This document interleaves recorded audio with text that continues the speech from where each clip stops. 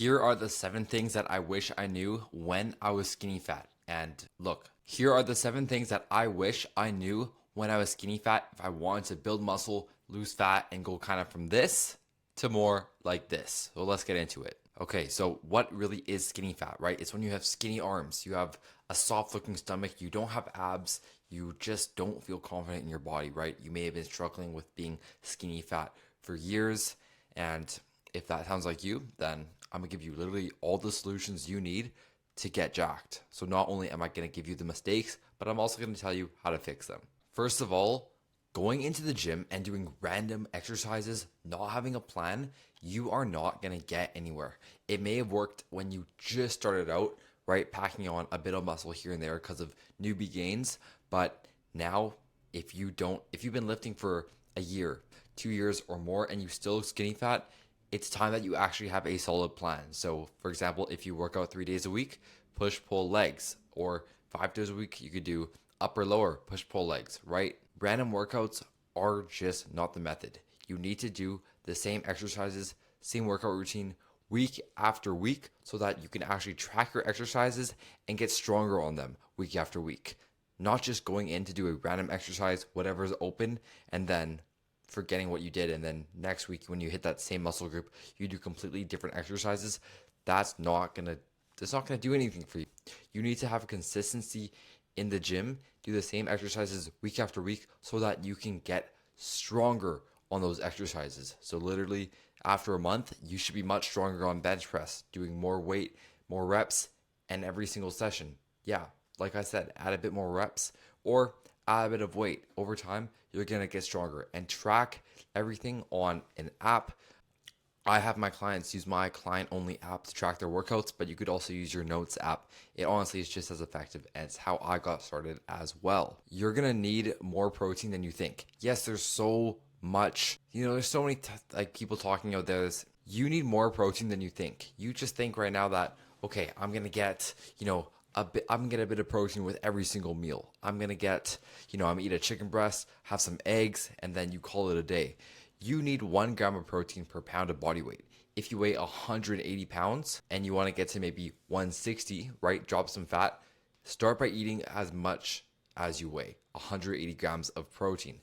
That means at least 30 grams of protein per meal. But obviously, if you're eating 3 meals a day, each meal is going to have 60 grams of protein in it. So how do you really do that? Well, so how do you do that? 10, 12 ounces of, your favorite meat, get that protein in, and you're going to be good. And of course, you can supplement with protein powder, protein shakes, and things like that, protein bars, but get your protein up no matter what you do. When it says 2 grams per pound body weight, so that actually is supposed to say, and 2 grams per pound of body weight here is referring to kilograms. So if you weigh 70 kilograms, times that by 2, and you'll get how many grams of protein? Times that by 2.2 actually, and you'll get enough protein.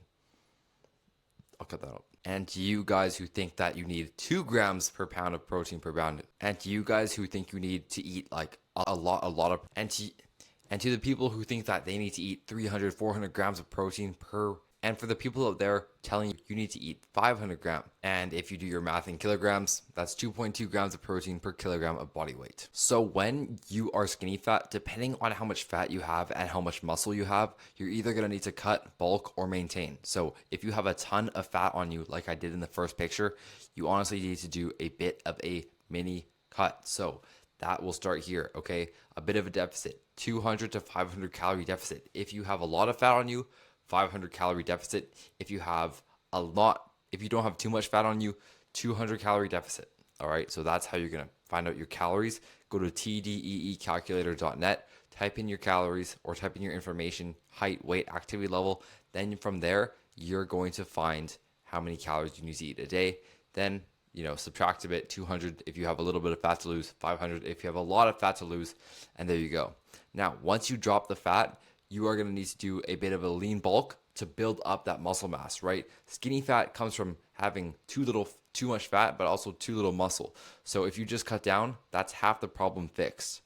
You need to lean bulk to get some muscle on your body as well. So not a crazy dirty bulk, just 200 to 300 calories of a surplus, okay? So whatever your maintenance is, your new maintenance after you mini cut down, because you're going to lose a bit of size, meaning metabolism will slowly go down since you just don't have as much mass on your body. That's fine. That's a normal thing. Okay, that's how our body reacts. You are gonna add 200 to 300 calories on top of that maintenance, eating pretty much the same foods that you had in your cut, maybe a bit fattier cuts of meat, maybe an extra serving of protein here and there, a bit of rice, a bit of potatoes, but it's not a whole lot because it's only 200 to 300 calories.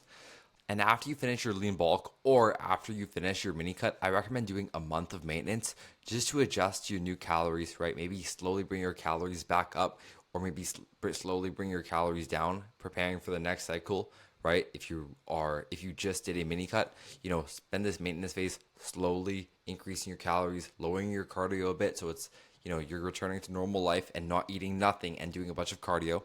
That's really going to help you out. And then just repeat this, right? Lean bulk, pack on some size, do a bit of a maintenance phase, cut down a bit, and then just repeat until you have the body that you want. It really is that simple. So how do you actually build abs in the gym? So I'm sure you've heard that abs are built in the kitchen, which is honestly not true. Abs are revealed in the kitchen, built in the gym. You don't need to completely starve yourself to get abs. You just need to hit that calorie deficit that we were talking about before. You don't need to do a bunch of crunches and you don't need to be focused on the scale. All you need to do is focus on a couple key compound ab exercises like the cable crunch or the captain's chair leg raise and just try to get stronger on those week after week. Literally train your abs the same way as you train your biceps, right? Maybe 2 or 3 exercises at the end of 2 workouts a week. That's all it takes. All right, get stronger on those week after week. Don't just do a bunch of bodyweight exercises for abs like you see like 5-minute ab exercises or workouts on YouTube.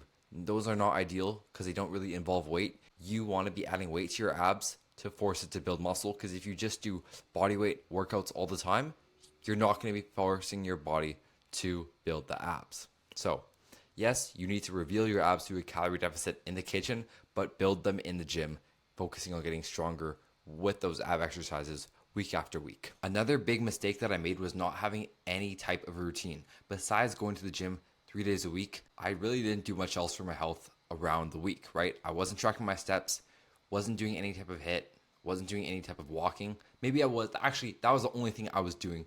I was just walking around my neighborhood and trying to get my steps up. That's really what I tried to do, but wasn't tracking steps in any way, wasn't tracking my workouts, wasn't getting stronger week after week, and it showed. Obviously, I was skinny fat. So what I had to do instead was start to track everything, okay? Obviously, I tracked my calories, tracked my workouts, but I also started tracking my steps and started shooting for 10K every single day.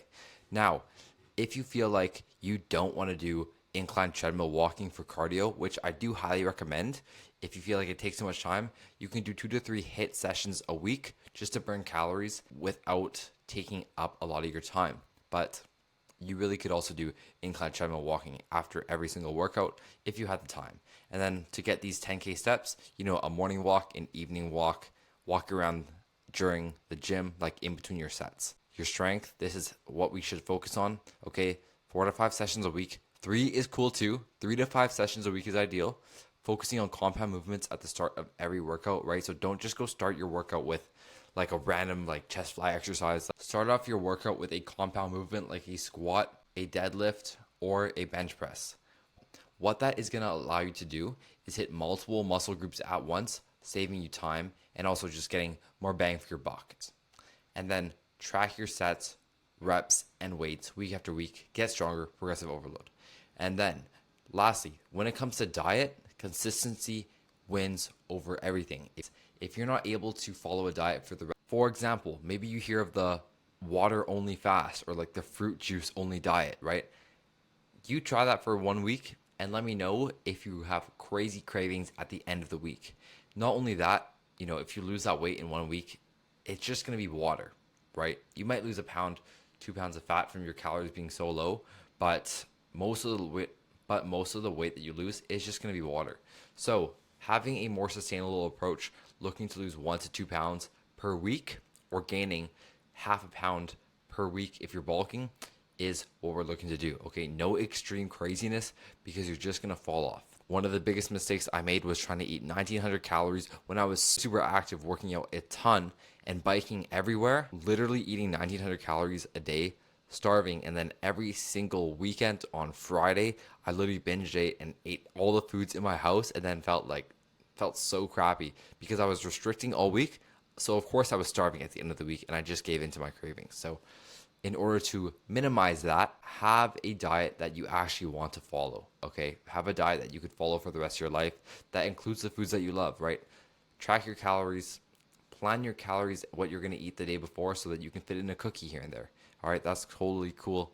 And here are some of the last mistakes that I made. So one of them was actually cutting down first when I should have been lean bulking slash maintaining. Now, when I was skinny fat, I was quite young, right? I was around 17, 18, and I didn't have that much muscle on me, but I was so new to the gym. So I had all these newbie gains. So what I should have done is did a lean bulk, right? Very lean, only 200 to 300 calorie surplus. And what this would have allowed me to do was actually build a ton of muscle right away. And then if I cut down for like 2, 3 months after, I would have lost all the fat and have a pretty solid physique. Okay, so if you're just starting in the gym, I highly recommend you actually do a bit of a maintenance phase or even a slight lean bulk. But if you have a lot of fat to lose, it is okay to do a cut. Like I didn't have a ton of fat to lose, so what I should have done was just did a bit of a lean bulk. Next, I was consistent 5 out of 7 days of the week.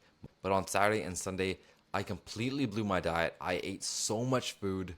I didn't sleep because I was going out drinking. And you might think that one day cannot kill your progress. In a way, yes, one salad won't make you fit and one bad day of eating won't make you fat. But every single weekend, I was just eating like I shouldn't have been. All right, so be consistent every single day of the week. For example, if you have a meal at the end of the week, right, a nice family dinner or a dinner out with friends, you know that it's going to be a high calorie day.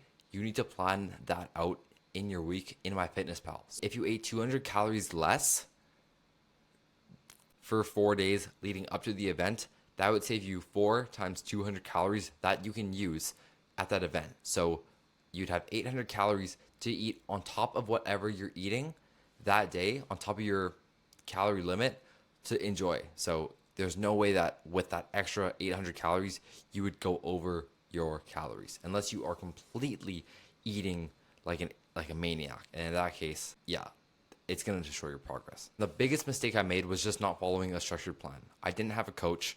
I didn't have any type of workout program or calorie guidance. I didn't have any type of support system. I learned everything from YouTube. And yes, there's a ton of good information on YouTube. Do not get me wrong.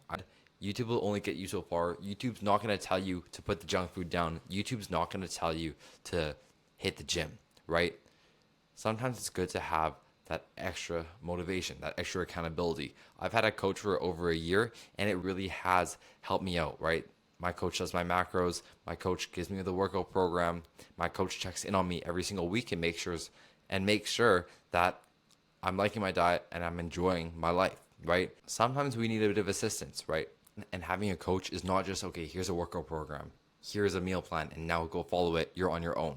It's actually like a support system. Like it's like having a friend there with you. It's like having someone literally guide you through and make sure that you don't make the same mistakes that they did. And having a coach has saved me probably another 2, 3 years of just making mistakes on my own. And if you feel like you need a coach to guide you as well, then that's what I'm here for, because I've made the same mistakes that you're going through right now, right? I've struggled with binge eating. I've been skinny fat. I didn't know how to work out. I didn't know how to eat. And fortunately, I have figured all of that stuff out. So if you are serious about taking your health to the next level and you don't like how you look, you don't want to be skinny fat anymore, and you actually want to be confident with the way that you look with your shirt off, then I'm here to help. Book a call in the link below and we'll just set up a game plan to help you go from skinny fat to jacked.